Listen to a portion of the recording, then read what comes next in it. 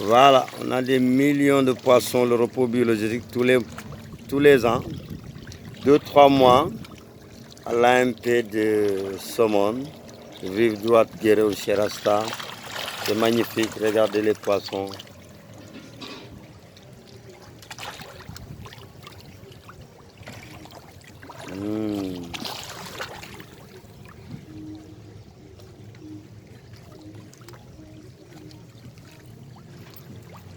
waaye dagal lii waay nga koy def ay dag yu ndaw ma xool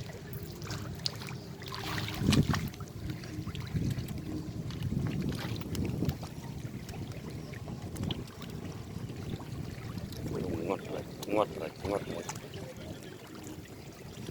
j'ai des millions de poissons